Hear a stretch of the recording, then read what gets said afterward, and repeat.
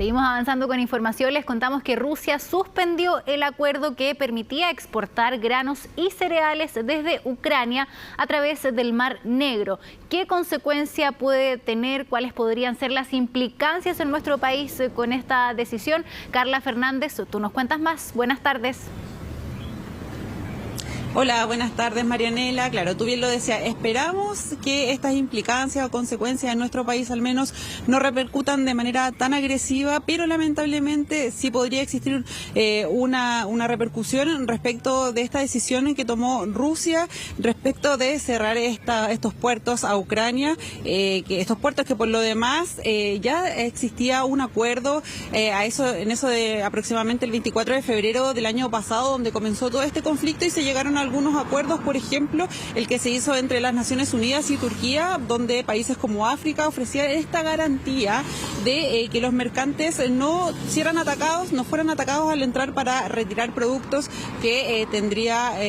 Ucrania para exportar hacia los otros países. Productos principalmente, en este caso sería el trigo, el maíz, y también ellos son grandes productores de los aceites. Así que, claro, nosotros no somos grandes importadores de esos países en cuanto a esos cereales, pero lamentablemente los precios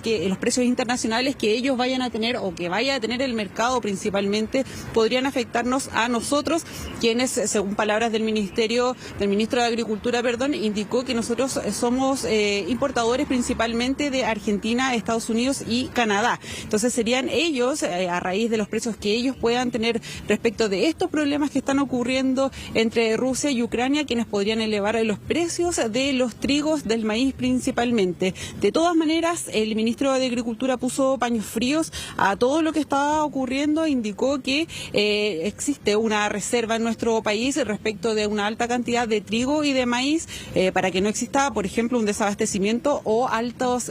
precios, o que suban los precios de manera rápida durante estas semanas o incluso los próximos meses, porque no se sabe también cuándo va a terminar este conflicto también entre Rusia y Ucrania, y si Rusia pretende revertir esta decisión de cerrar los puertos. Así que, según el ministro, al menos puso paños fríos e indicó que el alza de existir no debería ser tan grande, pero por otro lado, desde también el Ministerio de Agricultura indicaron que ya se ha visto, esto fue ayer recién, y ya se ha visto aproximadamente en un alza de un 2% en el pan solamente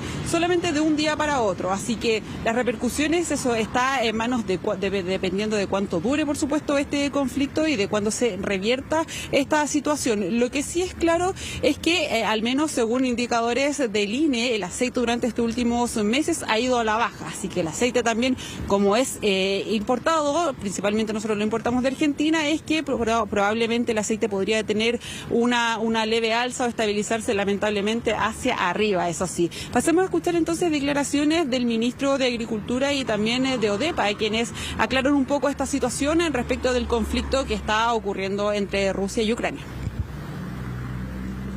Chile prácticamente no importa harina, entonces parte de la guarda se va convirtiendo en harina, y también recordemos que el trigo y el maíz tuvo grandes precios durante el año 2022, pero ha venido a la baja en los últimos meses. Por tanto, hay una existencia esperando que los poderes compradores nacionales se activen. Y llamábamos también a eso. Probablemente esta coyuntura internacional puede contribuir a que dicha guarda, que es significativa, hay razones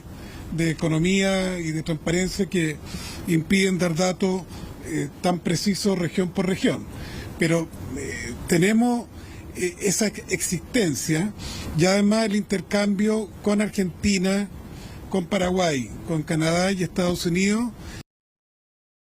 El cierre del acuerdo de granos entre Rusia y Ucrania pone una presión al alza en el precio del trigo. Es importante recordar que el trigo representa aproximadamente un 26% del precio del pan. Entonces no es el único factor que incide.